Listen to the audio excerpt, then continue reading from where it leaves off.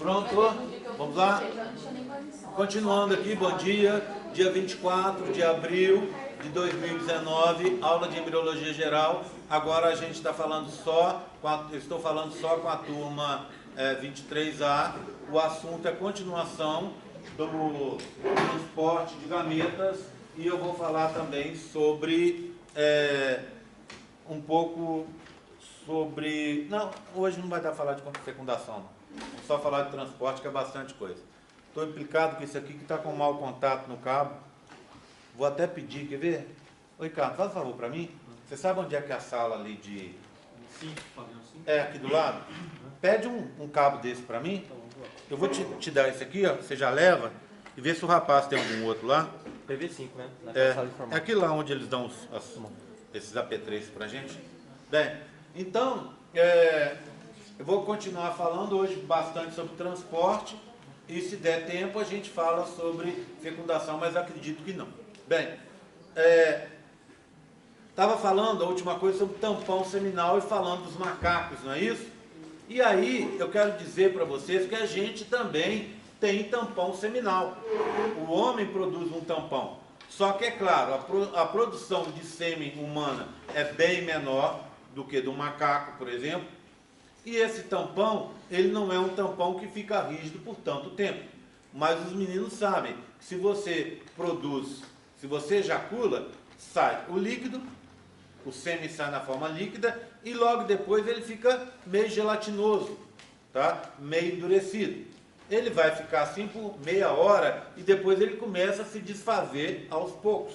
Ele vai começar de durinho que ele estava, ele começa a se desfazer aos pouquinhos. E depois ele vai se desfazer totalmente, vai voltar a ser líquido novamente, todo, depois de algum tempo, tá bom? Bem, obviamente, para a gente, esse sêmen não é utilizado desse jeito, a gente não precisa, a gente não está produzindo um tampão seminal, nós humanos, para impedir que a nossa parceira tenha relação sexual e engravide de outra pessoa, não é isso o objetivo.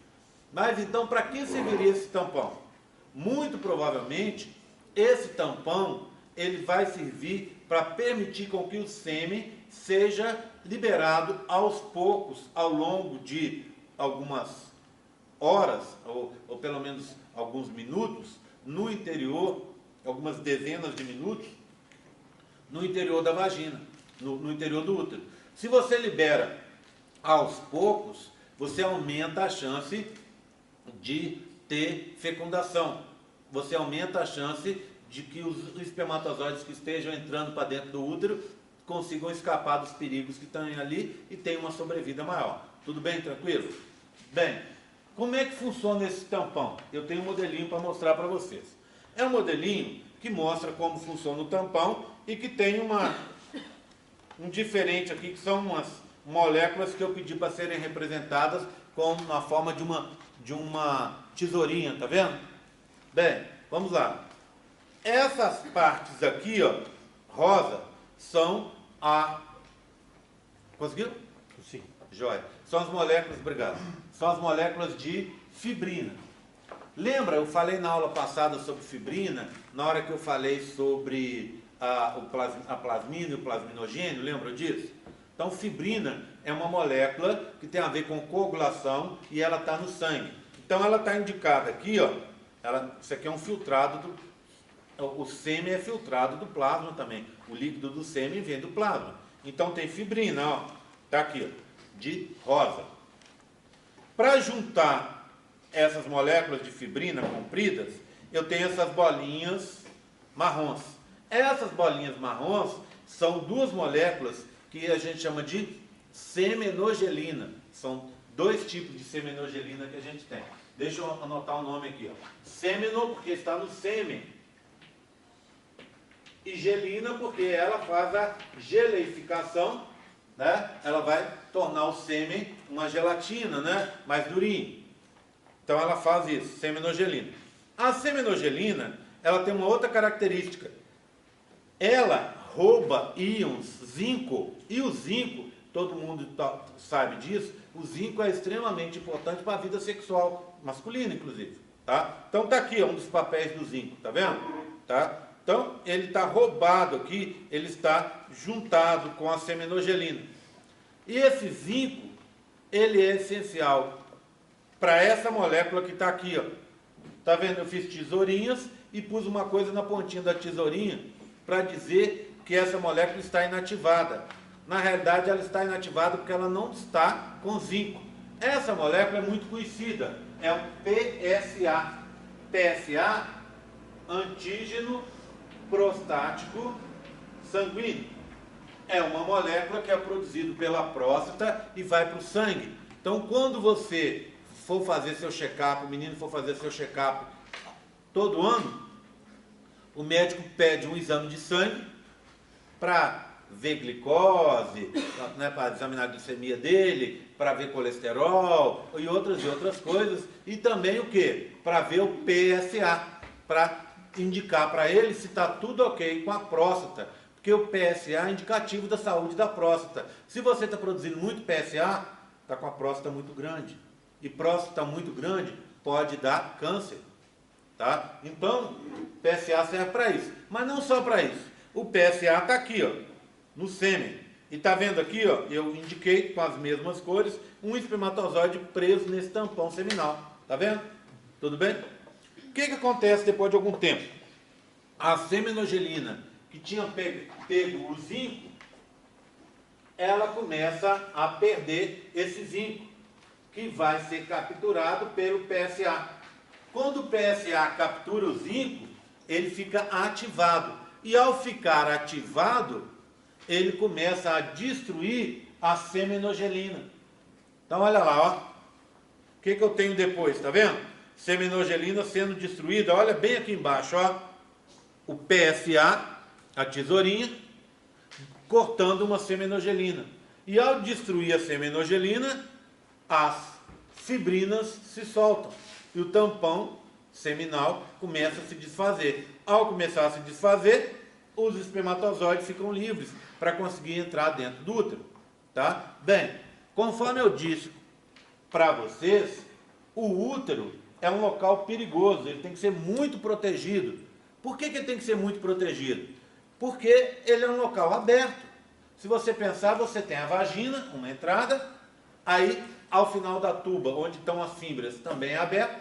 Então um micro-organismo poderia atravessar isso tudo, atravessar a vagina, entrar pela vagina, chegar nas tubas, sair pelas tubas e cair no interior do abdômen, né, da menina, que é um local desprotegido. E aí, o que aconteceria? Causaria uma... Aí, ficou bom, né? Causaria uma infecção generalizada, tá? Então, por isso você tem que proteger o útero. E você protege o útero como? Com acidez. As glândulas do endométrio, a parte interna do útero, produz carboidratos.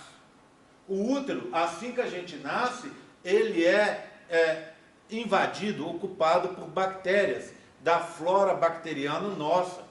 Então o útero é ocupado por essas bactérias e essas leveduras, e o que elas fazem? Elas pegam esses carboidratos, fermentam o carboidrato e, como resultado, forma-se ácido lático. Esse ácido lático baixa muito o pH do útero, e aí que fica em torno de uns 3,5, 3,8. É um pH impróprio para a vida da maioria das bactérias patogênicas. Então fica protegido. Quem vai viver ali é só as bactérias e as leveduras da nossa flora bacteriana. Tudo bem? Então essa é uma forma de proteção. A outra forma de proteção é você colocar um monte de células de defesa no interior do útero, principalmente neutrófilos. Essas células são fagocitárias ativas e tudo que aparece de estranho ali é fagocitado por elas, tá? Além disso, a gente tem uma série de características estruturais no útero que acabam dificultando a vida de micro-organismos e, em consequência, a vida dos próprios espermatozoides que vão entrar no interior do útero. Então, para seguir, vamos falar dos atores envolvidos, né? Tá afim não, né? Tá vendo que tá branquinho? que ele travou. Só um minutinho. Deixa eu abrir de novo. Pronto. Ok. O primeiro dos atores envolvidos vocês já conhecem, né? É o folículo ovocitado com gameta feminino ovócito 2 no seu interior. Do lado de fora, você tem até 30 camadas de células da corona radiata numa matriz extracelular bem abundante. Por isso os espaços, tá vendo? É uma gelatininha. Então, o espermatozoide vai ter que atravessar essa gelatina. Depois ele vai ter que atravessar essa região que está aqui, ó, a zona pelúcida, para ir ter contato finalmente com o ovócito 2. Só para lembrar, aqui também eu tenho o polócito, tá vendo? O polócito 1 está aqui, ó, aqui embaixo. Então esse nós já conhecemos. E hoje nós conhecemos os espermatozoides, não é? Tudo bem? Bem, então o transporte de gametas. Para falar do transporte, a primeira coisa que eu quero mostrar para vocês, já que eu falei dos perigos, é a grande perda de espermatozoides que a gente tem. Então, esse era o momento que normalmente eu estaria lembrando o caminho seguido pelos espermatozoides. Em alguns cursos eu falo disso nesse momento. Mas nesse curso eu já falei, então você já sabe o caminho, né?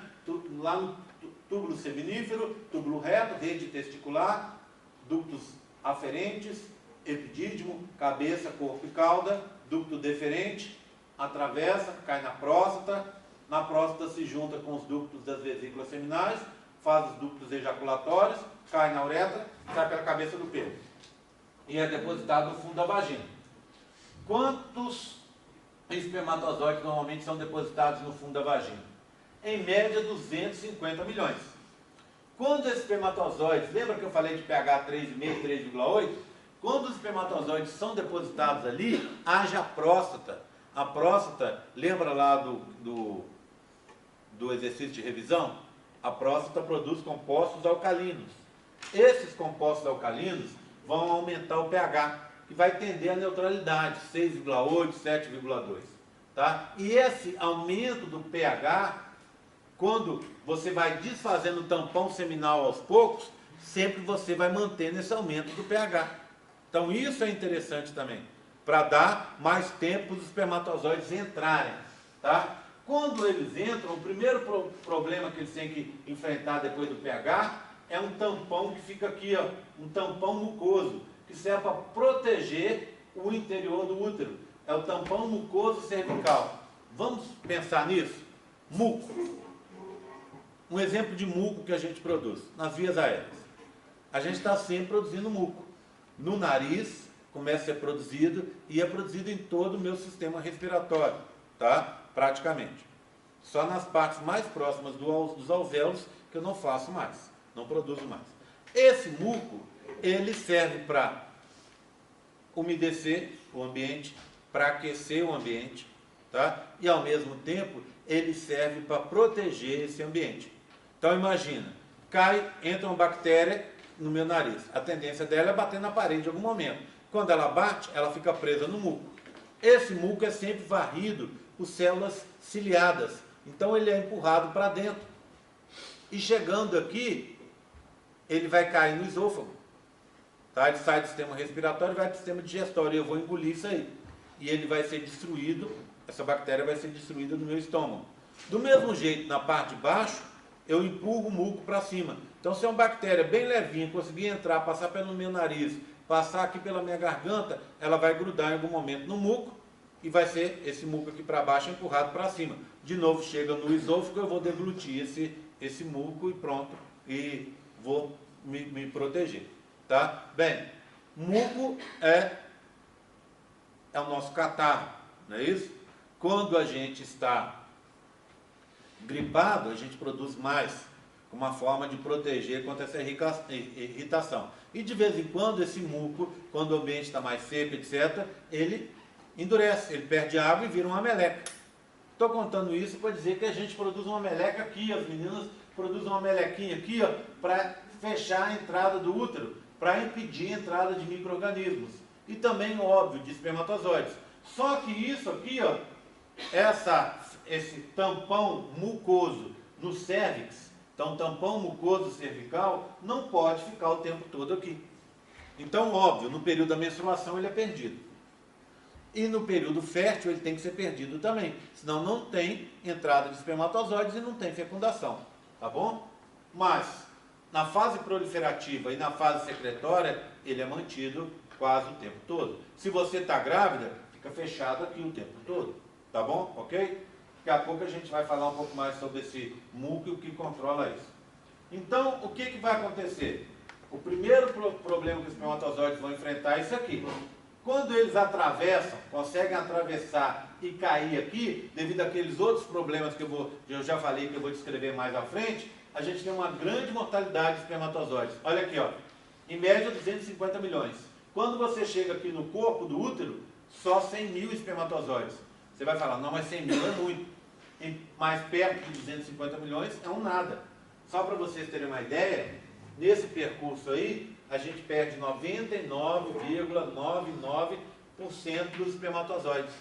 Faz a conta depois você vê. 100 mil é quanto de 250 milhões. Então você perde quase todos os espermatozoides.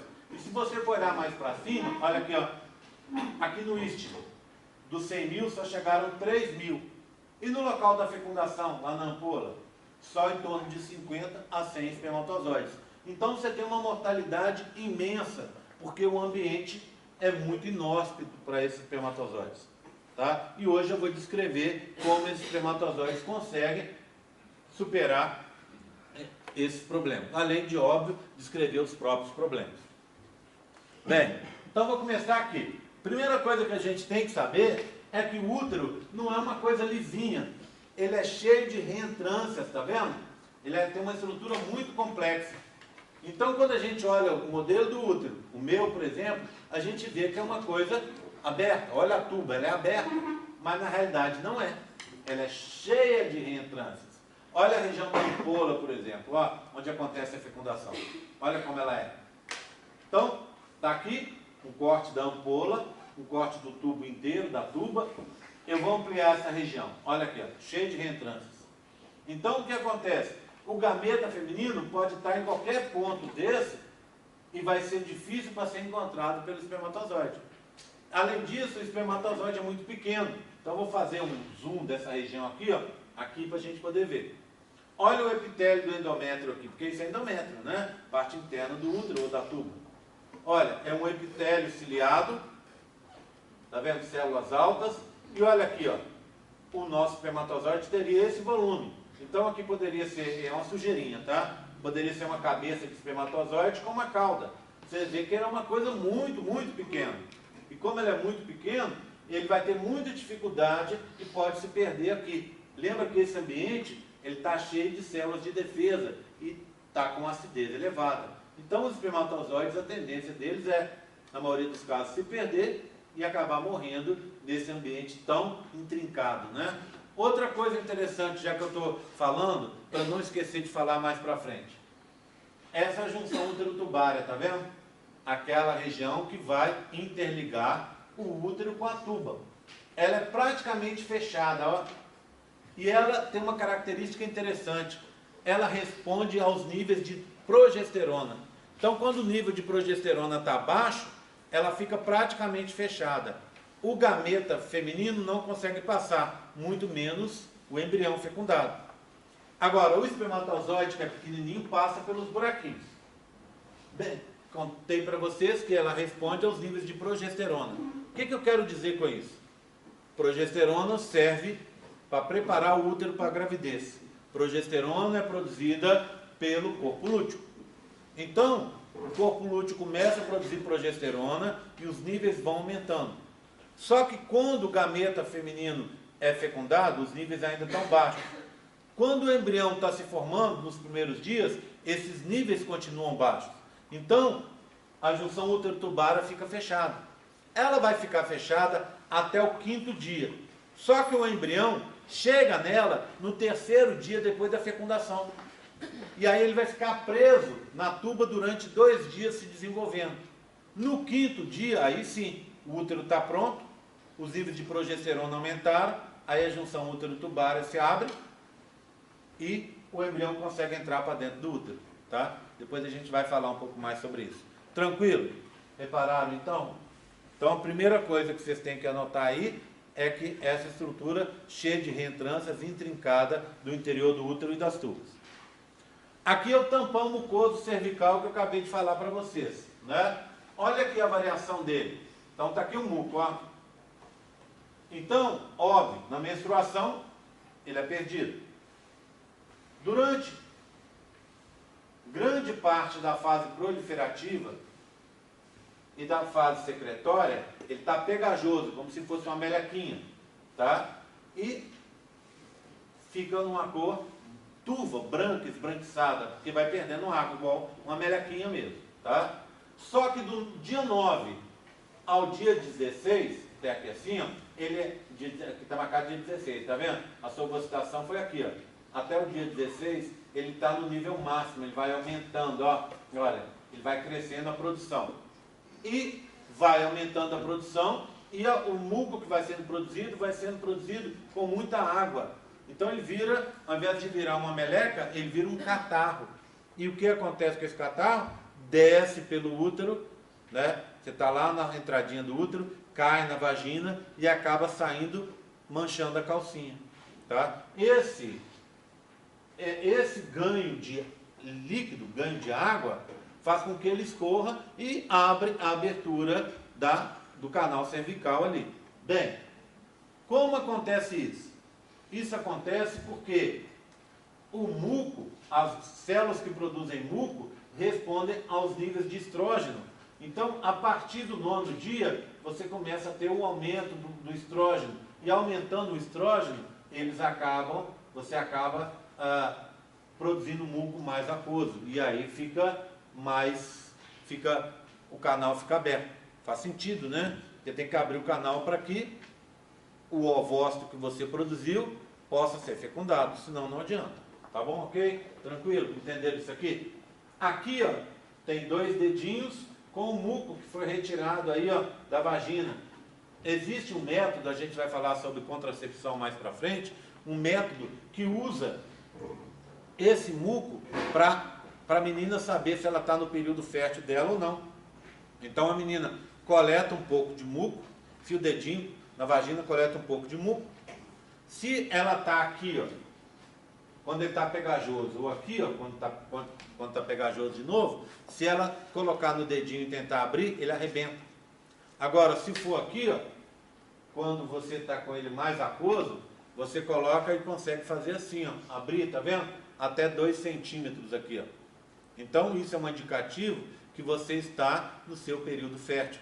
Então, é um método que se usa para ter uma avaliação desse período fértil, tá bom? Ok? Tranquilo? Depois a gente vai falar sobre esse método que chama Billings. Bem, outra coisa que a gente tem que ter em vista: os mecanismos de transporte. São 3 mecanismos possíveis. O mais conhecido, todo mundo sabe, é o batimento do flagelo, né? O batimento da cauda. Esse batimento da cauda, que muita gente achava até há uns anos atrás que era o principal mecanismo para a movimentação dos espermatozoides, as pessoas descobriram que não. Que esse mecanismo só é importante na hora que o espermatozoide tem que atravessar a corona radiata. Então, ele é pouco significativo para o espermatozoide atravessar o útero. Para ele atravessar o útero, são aqueles cílios que eu mostrei para vocês, que está no útero, e os movimentos musculares do miométrio. Contei para vocês na aula passada que a prostaglandina, que está no sêmen, faz o miométrio contrair, e ao contrair o útero, suga os espermatozoides para dentro. Olha que interessante. Esses espermatozoides conseguem chegar muito rapidamente na ampola. Eles vão levar alguns meia hora, 1 hora. Então, 1 hora depois da relação sexual, você já tem espermatozoides na ampola, prontos para fecundar. Agora, esses espermatozoides que chegam muito antes, muito cedo, não conseguem fecundar. Parece que eles chegam e encontram o gameta feminino ali ainda despreparado para receber a fecundação. Então, os que chegam muito rápido, normalmente não fecundam. E aqueles que vão mais lentamente, aqueles retardatários, também não fecundam. Parece que o gameta feminino, o ovócito 2, tem um período dentro do seu período de vida, um período específico, uma janela específica de algumas horas. E é só naquele período em que ele vai ser fecundado. Então, chegar muito rápido ou chegar muito lentamente não é vantagem. Quem chega no meio termo, que não é tão rápido e nem tão lento, esse sim que vai conseguir fecundar. Bem, se a gente olhar os espermatozoides produzidos, a gente vai ver uma coisa engraçada. Você tem muitos espermatozoides que têm anomalias, inclusive morfológicas. Aqui são as morfológicas que a gente vê por aí. Olha aqui, um espermatozoide cabeçudo, um com a cabeça muito pequena. Esse daqui, na hora da espermiogênese, aconteceu um erro. Olha um com duas cabeças, provavelmente são duas espermátides que não se separaram. Um com duas caudas, provavelmente você tinha, esses dois se fundiram e aí criou duas caudas separadas, tá? Duas caudas unidas. Um com a cabeça deformada, um com a peça intermediária deformada e assim por diante. Resultado, esses espermatozoides são produzidos e são produzidos muitas vezes em grande quantidade, mas isso não é problema. Contei para vocês que a gente produz 250 milhões de espermatozoides numa ejaculação. Se o cara produzir 25 milhões só de espermatozoides, o cara é considerado fértil.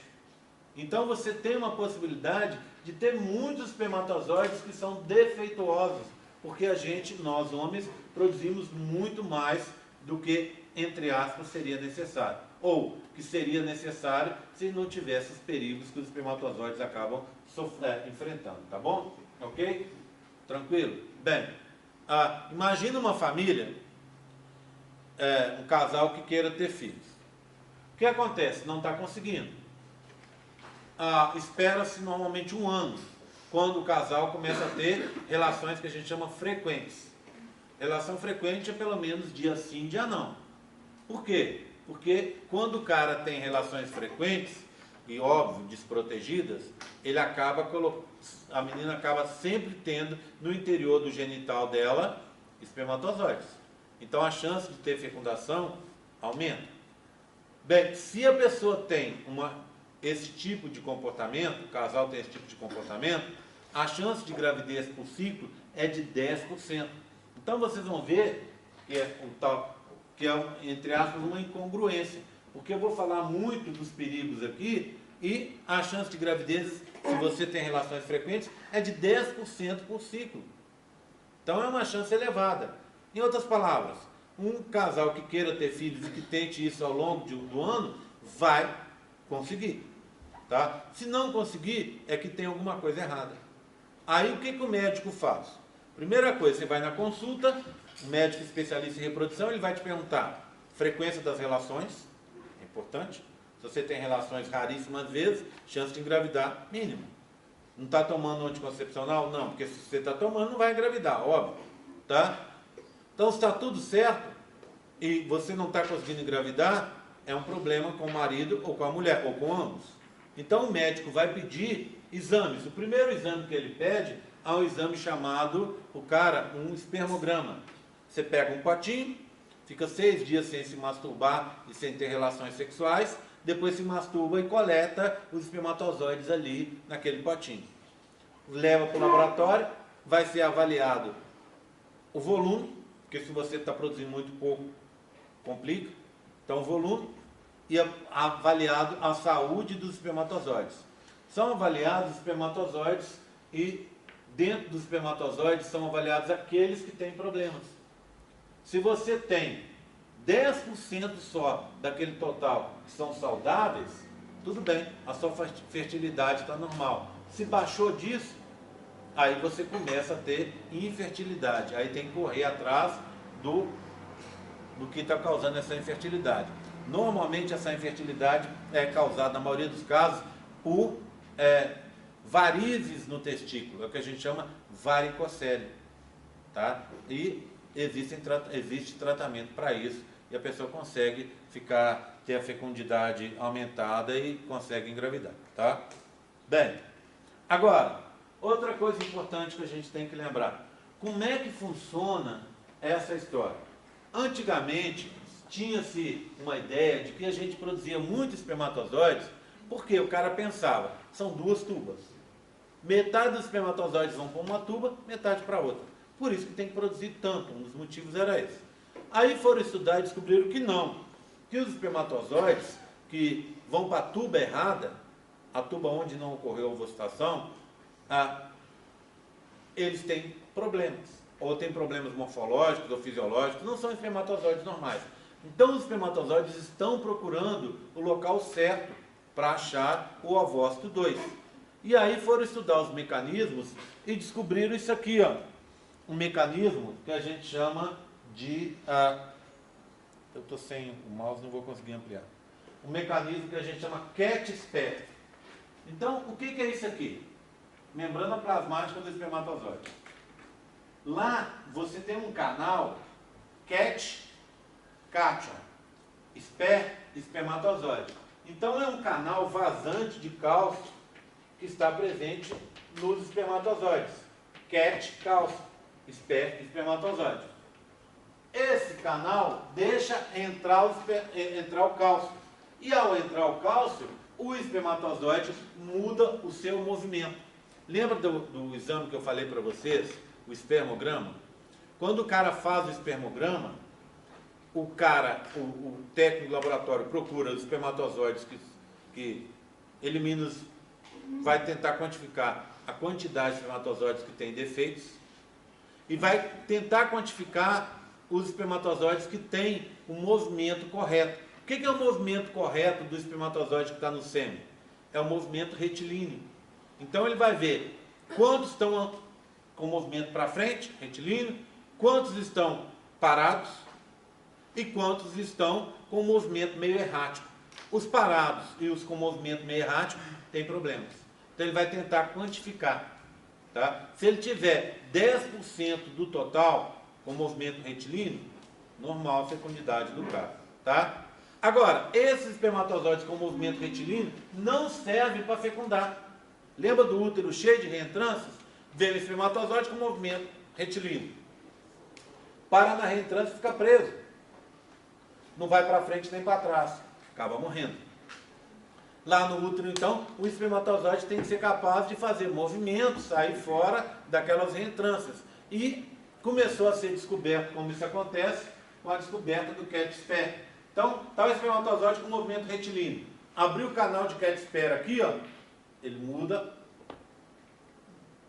a direção do movimento. Abriu outro aqui, ó, ele muda de novo. Abriu um aqui, ele muda de novo. Então ele vai conseguindo se movimentar para lá e para cá, abrindo esses canais que ao se abrirem deixa entrar o cálcio no interior do espermatozoide.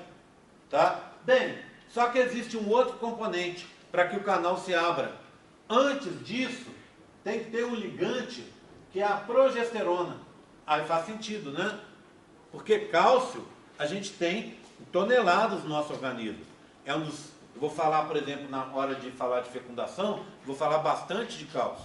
Então, o cálcio é um mensageiro intracelular super importante. A gente tem demais nos ossos, na alimentação, etc, etc. Então, o que acontece? O cálcio tem um papel dele, mas tem alguma coisa mais rara, vamos dizer assim, que permita, que controle a entrada do cálcio. O que a gente teria para controlar isso é a progesterona, que é produzida por onde? Lá pelo corpo lúteo. Então imagina, você ovocitou aqui, lado direito, tá? Aí o que acontece? Ali no ovário formou o corpo lúteo. O corpo lúteo produz progesterona. E aonde você vai capturar o ovócito 2? Na tuba do lado direito. Então ali você vai ter mais progesterona do que do lado esquerdo. Então a tendência dos espermatozoides, já que é a progesterona que se liga e faz o canal de CAT-SPER abrir, que vai direcionar os espermatozoides, então a tendência dos espermatozoides é irem mais para o lado direito do que para o lado esquerdo. E aí facilita o processo de fecundação. É claro, gente, que esse é só um início. Obviamente, devem com certeza, tem compostos que são produzidos pelo próprio folículo, pelo próprio ovócito 2, que vão indicar para o espermatozoide exatamente onde ele está. Tá? Um sinal químico, que a gente ainda não conhece perfeitamente. Então, nós não vamos explorar esses sinais aqui, tá? Esse aqui que já é bem conhecido, o cat spare, então eu queria contar para vocês. Bem, outra coisa que a gente tem que ter em mente, o período de vida dos gametas. Os espermatozoides dentro do trato genital feminino duram em média 80 horas, 3 dias e 8 horas, sem média. Não significa que depois disso você não tem espermatozoides dentro de você. Claro que tem. Tá? Alguns espermatozoides são encontrados vivos no interior do trato genital feminino até 5 dias depois do ato sexual. O gameta feminino, por sua vez, dura 24 horas. Ou seja, se você está ovocitando agora, você vai estar fértil até amanhã. Aí você vai pensar assim, legal, então não vou ter relação sexual desprotegida de hoje para amanhã. Tá certo? Tá? Mas se você teve relação sexual desprotegida ontem, você tem espermatozoides no seu interior. Se você teve anteontem, do mesmo jeito. Se você teve 3, 5 dias atrás, do mesmo jeito. Então, relação sexual sempre protegida. Mesmo porque o ciclo feminino não é uma coisa imutável. Por alguns motivos, às vezes psicológicos, alguma doença, o seu ciclo pode mudar. Então você deveria menstruar hoje. Sua menstruação vai vir só semana que vem. Você deveria ovocitar hoje. A sua ovocitação foi antecipada ou foi atrasada, tá vendo? Isso tudo acontece e não é nada de anormal. Porque seu ciclo responde a outros estímulos. Então, sempre que procurar, já que você tem essa janela, sempre que for ter uma relação sexual, procurar fazer uma relação sexual protegida com preservativo. Sempre pensando que isso pode acontecer. Outra coisa, tem um tal do aplicativo para você, pelo menos ter uma ideia. Tá? Pior coisa que pode acontecer é você não ter ideia nenhuma em que fase do ciclo você está hoje. Aí tem uma relação sexual, aí você fala, mas em que fase que eu estou? Pode acontecer na relação sexual algum acidente, o preservativo se soltar, o preservativo não for colocado direito, e aí o sêmen cai dentro da sua vagina. Pronto. Se você não tiver numa fase do ciclo que é mais tranquila, não precisa se preocupar. Se tiver numa fase que provavelmente está ali dentro do período que você vai estar fértil, aí você tem que se preocupar e tomar providências, tá bom? Depois a gente vai falar mais sobre isso. Tranquilo com isso aqui? Tá? Bem, outra coisa importante, a distância enorme que os espermatozoides vão ter que percorrer. Eu gosto sempre dessa imagem aqui e dessa aqui atrás, porque a imagem de trás é de um ônibus espacial. E os autores fazem uma comparação. Se você pegar um foguete ou um ônibus espacial e for daqui até Marte, e se a gente, quando tiver a tecnologia para voltar, né? Porque por enquanto a gente tem tecnologia para ir, mas não tem uma forma de armazenar combustível para voltar. Se a gente tiver essa tecnologia com o estágio atual que a gente tem de motores, etc. e tal, a gente consegue chegar a Marte e voltar em 500 dias. São quase 2 anos de viagem. Tá? Agora, se você pegar uma nave espacial dessa e ela for de um tamanho de um espermatozoide, a distância que o espermatozoide tem que seguir desde o seu local de produção até a ampola é equivalente a essa distância até Marte. E eu já contei para vocês que o espermatozoide leva 1 hora para chegar no local da fecundação. A diferença é gigantesca, não é isso? Por quê? Porque eles são extremamente eficientes no que fazem, certo? Apesar da gente ter uma mortalidade enorme. Então, o que eu preciso contar para vocês é, os espermatozoides têm uma vida muito dura. A distância é muito longa. 2, o tempo é muito restrito. São, dentro do útero, só 80 horas. Tá? Vivos. O ambiente é inóspito. A acidez é elevada, né? Um monte de células fagocitárias presentes também. E o ambiente é muito complexo, cheio de reentrâncias, tem a barreira do muco cervical, tudo isso para trabalhar. E outra coisa, os sinais químicos são pouco evidentes. O que eu quero dizer com isso? Essa história do cat spare ajuda, mas não resolve. Por quê? Porque, na realidade, o CAT-SPE, a abertura dos canais do CAT-SPE, que responde ao nível de progesterona, essa progesterona não está vindo do gameta feminino. Então, não é uma indicação direta para o espermatozoide. Eu estou aqui. A única coisa que a progesterona consegue indicar é eu estou do lado direito ou do lado esquerdo, tá certo? Então, é muito difícil achar o gameta feminino, tá? Para ter a fecundação. Mas, o que resolve a maioria desses problemas, claro que eu já falei, acidez elevada, secreção da próstata, as células, sobrevivência no útero, células fagocitárias, reentrância, CAT-SPE, né, ajuda, barreira do muco cervical, os níveis de estrógeno ajudam, tá? Mas, tempo curto de sobrevivência, células fagocitárias, sinais químicos pouco evidentes e essas outras coisas também todas aqui, elas são combatidas pelo grande número de competidores. São 250 milhões de espermatozoides. Ou seja, um espermatozoide para fecundar, ele tem uma chance baixíssima. Uma em 250 milhões. O que quer dizer isso? Quer dizer, em comparação, você saiu daqui e caiu um raio na sua cabeça. Uma chance em 1 milhão. A gente não precisa se preocupar com isso, né? Apesar que a gente conhece na cidade da gente, o conhecido, que morreu eletrocutado por um raio. Então, acontece, né? De vez em quando acontece, pronto. Mas é uma coisa que a gente precisa se preocupar. A chance de cair um asteroide ou um meteorito na sua cabeça, uma pedra vindo lá do espaço, uma chance em 5 milhões. 5 vezes menos chance de acontecer. Concorda comigo? Tá? Precisa se preocupar menos ainda com isso. Outra coisa, a chance de você ganhar na Mega Sena no final do ano, uma chance em 50 milhões. 10 vezes menos chance do que cair um meteorito na sua cabeça. Então é mais fácil, tem 10 vezes mais chance de você morrer com a pedrada vindo do espaço do que de ganhar na Mega Sena, não é? Então também não precisa se preocupar em ganhar na Mega Sena, que você não vai ganhar, ok? Tá? Então, por que eu estou falando isso? É só para dizer que ganhar na Mega Sena é 1 em 50 milhões. Um espermatozoide fecundar é 1 em 250 milhões. Ou seja, 5 vezes menos chance. Muito difícil, então, para o espermatozoide fecundar. Mas igual a Mega Sena, por que a gente joga? Porque a gente sabe que alguém vai ganhar.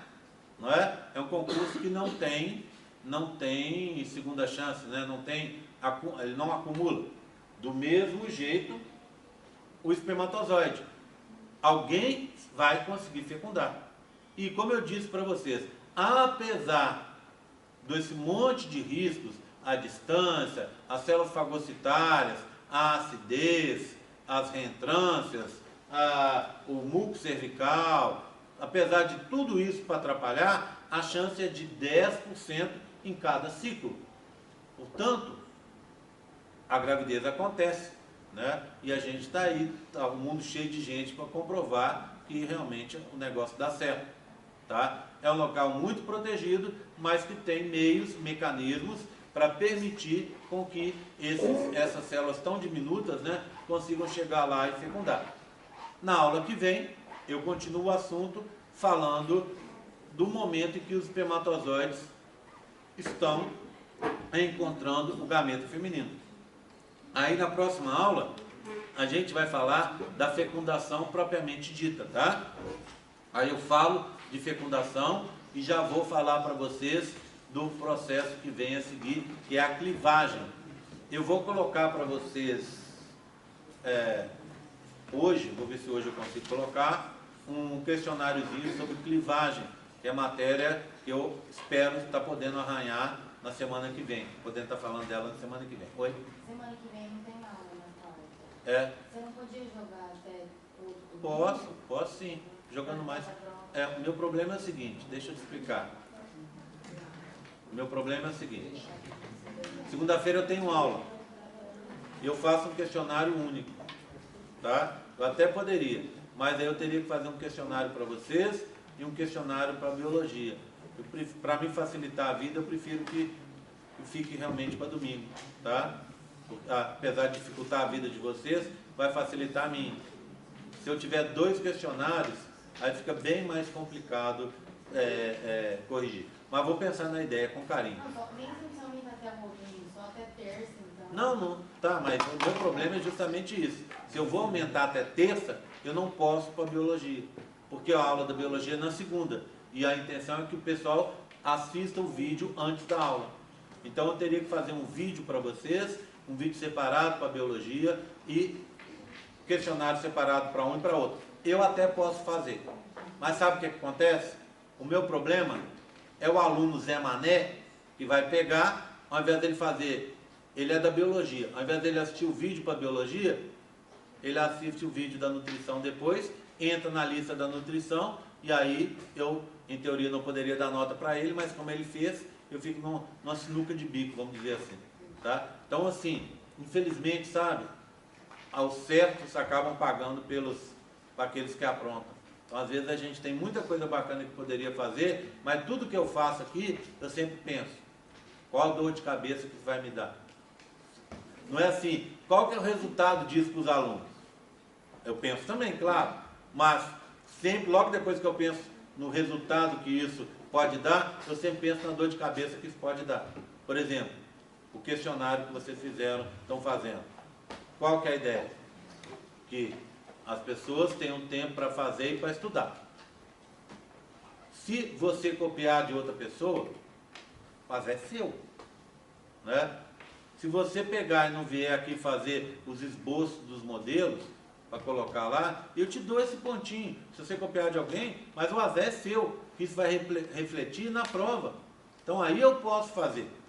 Tá? Mas se tem outra coisa que a pessoa, o preguiçoso, o mal intencionado consiga fazer de forma diferente, que acaba complicando o meu meio de campo, então para mim fica difícil.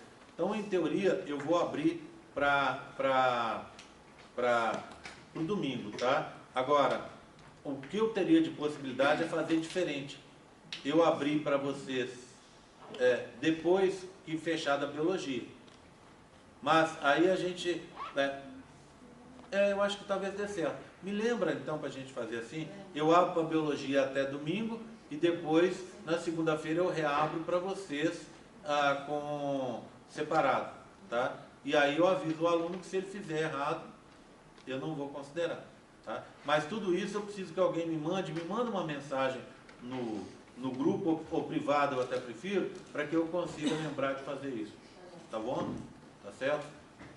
Eu estava lembrando que a partir desse feriado a matéria não anda junta mais. Né? Porque aí vocês têm um feriado, vocês vão ficar uma matéria atrás, porque a biologia tem aula na segunda. Tá? Aí até ter o feriado na segunda, o negócio vai ficar um pouco fora de fase. Eu vou ser obrigado a colocar um questionário para vocês e outro para biologia. Depois não tem aula de novo, depois de 2 semanas tem um portas abertas. Vocês vão ficar fora de fase mesmo, né? Não tem jeito, né? Tudo bem? Ok? Tranquilo? Dá uma olhada depois, eu vou dar uma conferida, mas dá uma olhada na programação do curso, que eu acho que eu arrumei um jeito de compatibilizar isso para não ficar muita diferença, tá bom? Ok? Fazer a chamada para a gente parar.